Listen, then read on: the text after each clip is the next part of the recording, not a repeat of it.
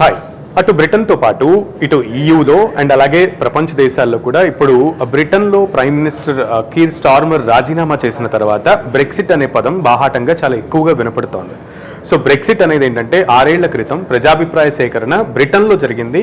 అందులో దాదాపు 52% వరకు ప్రజలు బ్రెక్సిట్కి అనుకూలంగా, 48.11% వరకు ప్రజలు బ్రెక్సిట్కి వ్యతిరేకంగా ఓటు వేశారు. సో మెజారిటీ విన్స్ కాబట్టి బ్రెక్సిట్ నుంచి అంటే బ్రెక్సిట్ విన్ అయింది. బ్రెక్సిట్లో ప్రజల అభిప్రాయం మేరకు ఈయూ నుంచి, యూరోపియన్ యూనియన్ నుంచి బ్రిటన్ అనేది వేరుపడింది అనమాట. సో అప్పటి నుంచి కూడా అక్కడ రాజకీయ అనిశ్చితి కొనసాగుతోంది. ముఖ్యంగా జీడిపి అంటే ఏ దేశానికైనా సరే జీడిపి ఒకటి, ఇన్వెస్టర్స్ ఒకటి, చాలా ఇంపార్టెంట్ అయిన ట్రేడింగ్ ఒకటి చాలా ఇంపార్టెంట్ అయినటువంటి ఎలిమెంట్స్ అనమాట. ఈ 3 అంశాలు ఎగ్జిట్ అయినప్పటి నుంచి బ్రిటన్కి చాలా ప్రతికూలంగా మారినటువంటి పరిస్థితులు. ఈ నేపథ్యంలో అక్కడికి ఇన్వెస్టర్స్ వైదొలుగుతున్నటువంటి పరిస్థితి, కొన్ని అనుమానాల నేపథ్యంలో ఫ్రీ ట్రేడింగ్ అనేది ఈయూతో లేని కారణంగా కొన్ని అడ్డంకులు అనేది బ్రిటన్ ఎదుర్కొంటోంది. మరోపక్క ఇన్వెస్టర్లు వైదొలగడంతో తన యొక్క జీడిపి కూడా క్రమక్రమంగా కోల్పోతోంది. ఈ నేపథ్యంలోనే అక్కడ రాజకీయ అనిశ్చితి కూడా నెలకొంటోంది. సొంత పార్టీ నుంచే, అంటే అక్కడ అధికార లేబర్ పార్టీ ఉంది, ఆ లేబర్ పార్టీ నుంచే విమర్శలు ఎదుర్కోవడంతో ముఖ్యంగా అక్కడ ఉన్నటువంటి ప్రధానమంత్రులు ఒకరి తర్వాత ఒకళ్ళు రాజీనామా చేసేస్తున్నారు అనమాట. సో ఈ లిస్టులోకి ఇప్పుడు కీర్ స్టార్మర్ కూడా చేరారు. ఈయన 6వ ప్రధానిగా ఆ లిస్టులో చేరినటువంటి పరిస్థితి.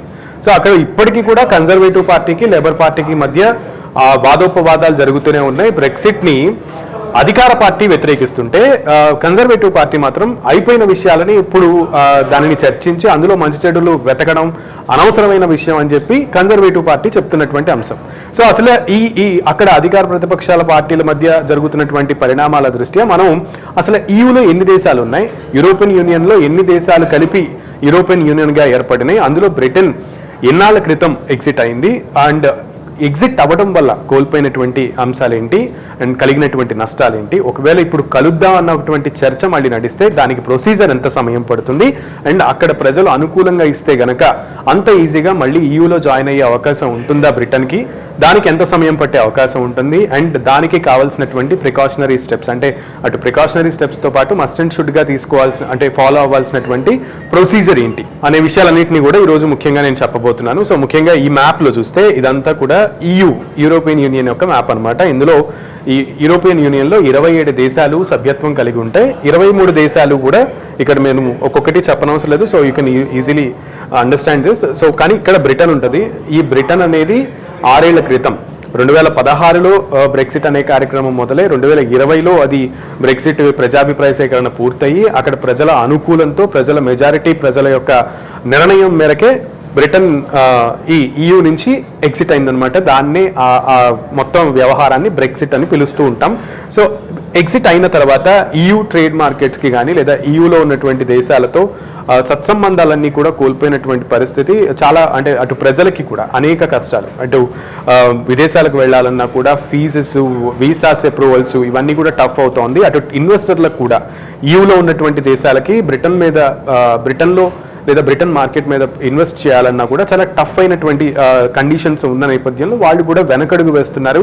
ఇన్వెస్టర్స్ గ్రాడ్యువల్గా చాలా డ్రాప్ అవుట్ అవుతున్న క్రమంలో జీడిపి రేట్ కూడా అనుకున్నంత స్థాయిలో, ఆశించిన స్థాయిలో ఏ ప్రభుత్వం కూడా ముందుకు తీసుకెళ్లలేనటువంటి సిచ్యువేషన్ ఉంది. ఈ నేపథ్యంలోనే సొంత పార్టీలోనే, అధికార పార్టీలోనే ఈ అనిశ్చితి కొనసాగుతోందనమాట. ప్రశ్నలు నెలకొంటున్నట్టు ఉత్పన్నమవుతున్న నేపథ్యంలో సొంతంగానే స్వతహాగా అక్కడ ఉన్నటువంటి ప్రధానమంత్రులు ఒకళ్ళ తర్వాత ఒకళ్ళు రాజీనామా చేసేస్తున్నారు. సో రీసెంట్గా as I said earlier Keir Starmer కూడా రాజీనామా చేశారు.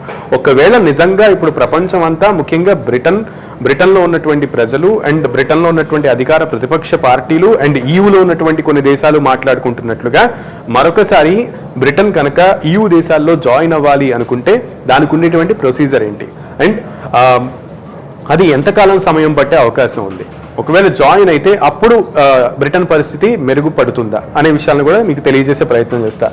సో ఈయూలో బ్రిటన్ మరొకసారి రీజాయిన్ అవడానికి ప్రొసీజర్ అనేది చాలా పెద్దగా ఉంటుందన్నమాట. ఇట్ విల్ టేక్ నియర్లీ ఒక 10 సంవత్సరాలు అటు ఇటుగా కూడా పట్టే అవకాశం ఉంటుంది. అంత లాంగ్ ప్రొసీజర్ ఉంటుంది అనమాట. ఫస్ట్ అది అప్లికేషన్ అనేది పెట్టుకోవాలి. ఈయూలో అప్లికేషన్ పెట్టుకుని దాని యొక్క అంటే ఈ దేశాలతో పోటీ పడేటువంటి సత్తా అండ్ దానికి ఉన్నటువంటి క్వాలిఫికేషన్స్ అన్ని కూడా బ్రిటన్ అనేది నిరూపించుకోవాల్సి ఉంటుంది. అండ్ ఆ ఎక్సెంచర్తో పాటు మొత్తం అంటే అక్కడ ఉన్నటువంటి వాళ్ళందరి యొక్క ఆమోదయోగ్యం పొందాల్సి ఉంటుంది.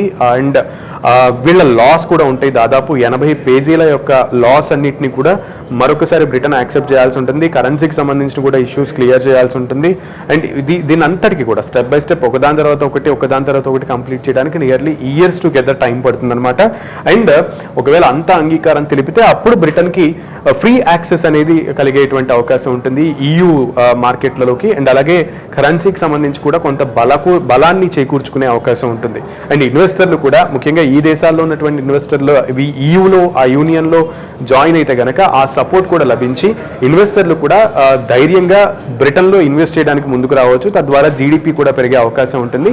సో ఆ విధంగా బ్రిటన్కి కొంత మేలు జరిగేటువంటి అవకాశం ఉంటుందట. అటు బ్రిటన్ సిటిజన్స్ కూడా కొంత ఇప్పుడు ఎదుర్కొంటున్నటువంటి ఈ లాంగ్ ప్రొసీజర్స్ ఏవైతే ఉంటాయో వీసా అప్రూవల్స్కి కానీ లేదంటే ట్యాక్సెస్కి కానీ ఈ ఇన్వెస్ట్మెంట్స్కి సంబంధించినటువంటి ట్యాక్సెస్ కానీ వీటన్నిటి నుంచి కూడా మినహాయింపు పొందేటువంటి అవకాశం ఉంటున్న క్రమంలో కొంత లాభపడేటువంటి అవకాశం ఉంటుంది. సో మొత్తానికి EUలో మరొకసారి అప్పుడు ఈ ప్రొసీజర్ అంతా పూర్తయి బ్రిటన్ మరొకసారి EU దేశాల్లోకి యూరోపియన్ యూనియన్లోకి ఎంటర్ అవడానికి అంగీకారం పొందితే గనక అప్పుడు మనం ఇప్పుడు దాకా బ్రెక్సిట్ అంటున్నాం, అప్పుడు బ్రెంట్రీ అంటామా అనేది అయితే ఆలోచించాలి. సో బ్రెంట్రీ అనేటువంటి అంశం జరుగుద్దా లేదా అనేది అయితే అక్కడ ప్రజలే డిసైడ్ చేయాలి. ఆ ప్రజాభిప్రాయ సేకరణకి మరొక 4 నుంచి 5 ఏళ్ళు పట్టే అవకాశం ఉంటుంది. ఒకవేళ వాళ్ళు కనుక ఏకతాటి మీద లాస్ట్ టైం ఇచ్చినట్లుగా మరొకసారి బ్రెక్సిట్కి ఎలా అయితే సపోర్ట్ చేశారో మెజారిటీ, అలానే బ్రెంట్రీకి సపోర్ట్ కూడా చేస్తే అప్పుడు బ్రిటన్ EUలో కలిసేటువంటి అవకాశం స్టెప్ స్టార్ట్ అవుతుంది ఫ్రమ్ ద కంట్రీ. ఆ తర్వాత EU దేశాలన్నీ పూనుకుని EU దేశాలన్నీ కూడా తమ అత్యున్నత సమావేశాల్లో నిర్ణయం తీసుకుని బ్రిటన్ని యాక్సెప్ట్ చేయడానికి అందరూ కూడా ఏకాభిప్రాయానికి వస్తే అప్పుడు బ్రిటన్ మరొకసారి EUలో జాయిన్ అయ్యేటువంటి అవకాశం ఉంటుంది. So it will take a long time. So Brexit అయితే నడిచిపోయింది, కానీ బ్రెంట్రీ నడుస్తుందా లేదా అనేది అయితే కాలమే సమాధానం చెప్పాలి.